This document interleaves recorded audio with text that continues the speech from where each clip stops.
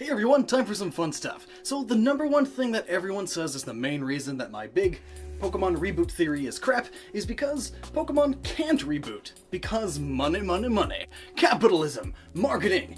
This rebuttal has mostly been reserved to my comment sections as well as various forums that bring up the theory, so I was planning on waiting until part 3 to discuss why a reboot would actually help with the money making tremendously. But just recently, ProtoMario, fellow YouTuber, made the classic theory debunked video about it. Firstly, a disclaimer, as he says in his video, also, we are not at all hating on each other. A few years back, we actually worked together a good number of times, helped each other out.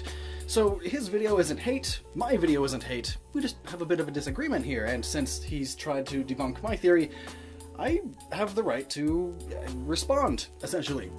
And since his argument follows the majority of dissenting comments that I find, I figured I might as well make a reply video.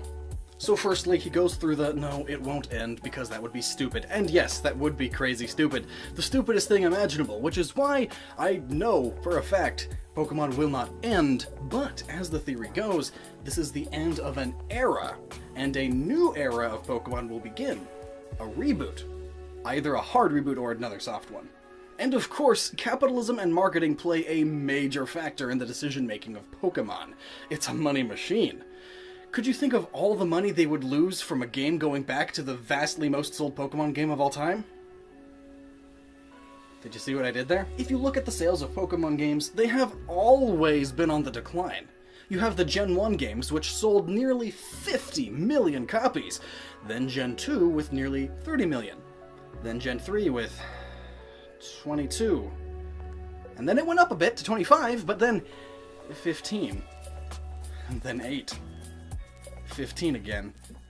But Lockstin, what about the anime, the card game, and the manga? Well, it's the same story there too. In fact, let's just group everything up into one big bulk.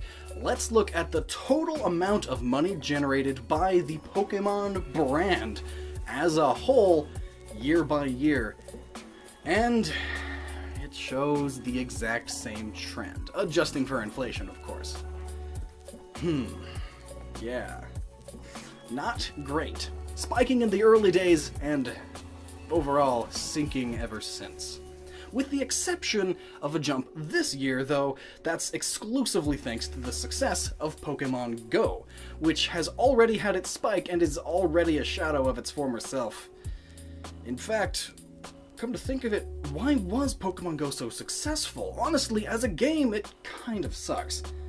If you had the same game but with non-Pokemon creatures, it would be criticized as garbage. Well, it played on nostalgia by being about Gen 1 Pokemon exclusively. People with their nostalgia goggles on. Whether you find them irritating or not, Gen 1ers or people who left Pokemon after the first or second generation still form the bulk of people who have played Pokemon.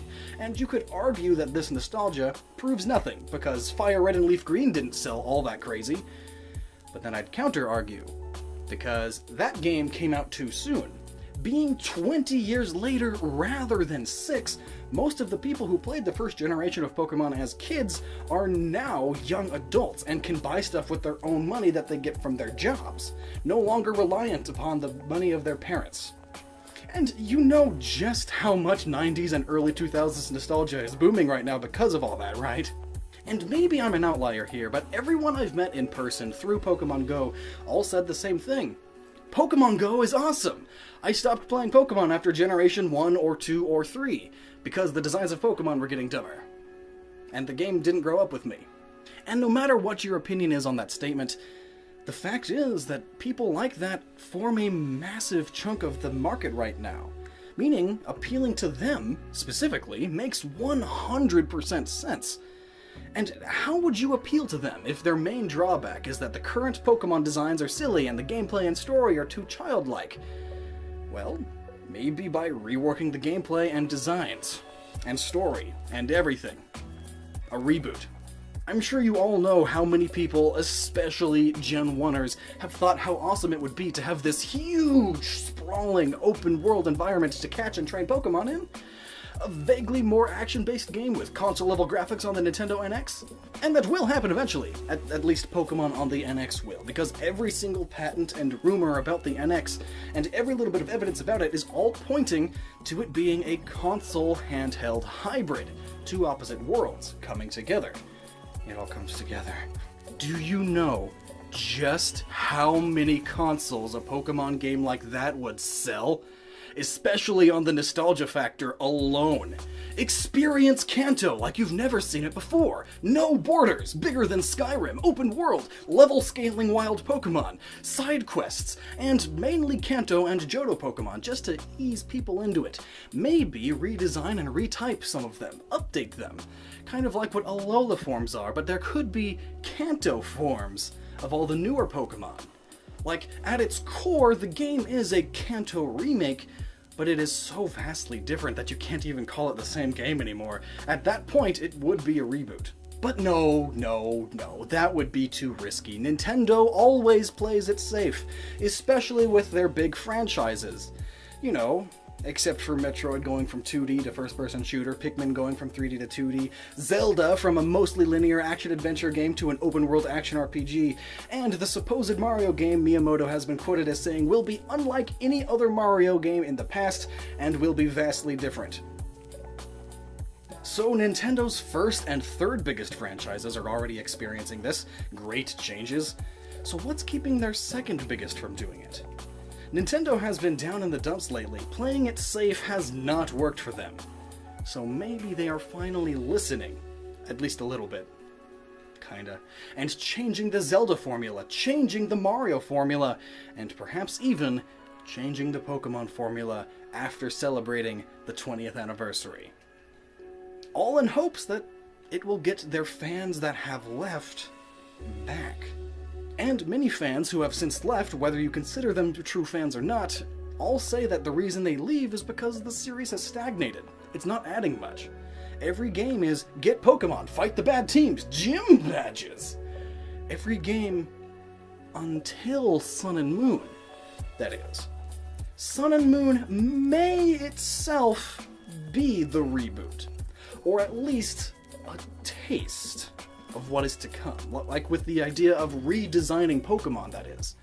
The Kanto forms in a rebooted Pokemon. Alola forms are a taste test to get people used to the idea.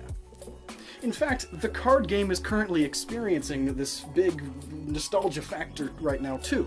In Japan, and soon the States, the recent card expansion is made of cards of Pokemon old and new, but all in the art style of the original cards, playing on nostalgia.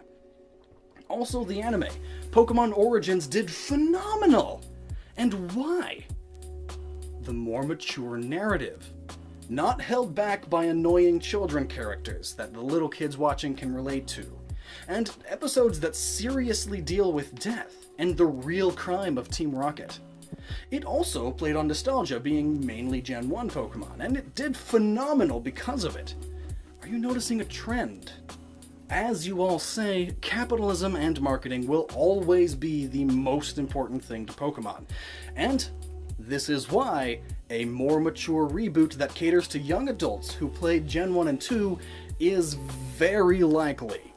And all of this alchemy stuff has been becoming more prevalent as the generations go on, because over time the Pokemon Company has been realizing that. The Sun and Moon character designs already look much older than what they used to, and they've been quoted as saying that that's because they are trying to appeal to an older audience. In the end, though, will Pokemon reboot? I have no idea. It makes perfect sense in the lore, it makes perfect sense in marketing and capitalism, but Nintendo has made some pretty stupid mistakes in the past. Not rebooting in the near future would be one of those mistakes. And one more thing specifically to ProtoMario, I am glad that you focused on just the marketing side and mentioned that the alchemy stuff is all good, because I agree. The alchemy stuff within the lore, I'm mostly convinced is all fact with this theory. But it's the application of that alchemy stuff within the lore to the reset theory that is, well, a theory. Just another stupid fan theory on the internet. Thanks for watching, and thanks for being awesome. Be sure to check out this playlist to catch up on all of this alchemy stuff I'm referring to, and be sure to follow me on Twitter for updates and fun discussions. A few non-Pokemon videos are coming in the near future, but there's also plenty of Pokemon stuff in the near future. This project is crazy huge, and I'm excited for it. Are you? Are you excited enough to support me by checking out IndieBox? Do you like indie games? I do, but I'm also a collector and love having physical copies of stuff, and most indie games are sold digital only. That is, until IndieBox. They sell indie games with boxes. And not just the boxes, but even manuals. That's definitely something to cater to collectors too. And awesome little fun bits of merchandise. They also all come with Steam keys, so you still get the game along with all the cool stuff. Sometimes they'll even come with a fancy little flash drive or a game disc with all the files on it. You can subscribe for monthly surprise indie boxes or purchase previous boxes. Be sure to use the link in the description to let them know that I sent you. And either way, you have yourself an awesome day. You stay awesome.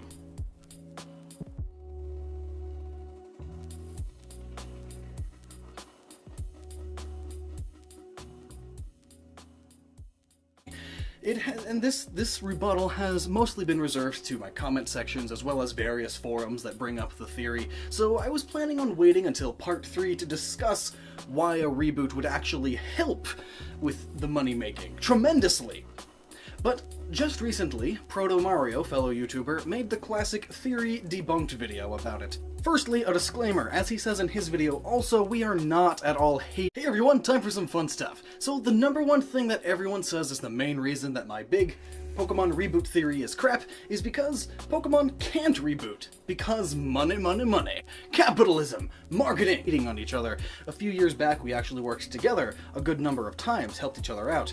So his video isn't hate, my video isn't hate. We just have a bit of a disagreement here, and since he's tried to debunk my theory, I have the right to respond, essentially.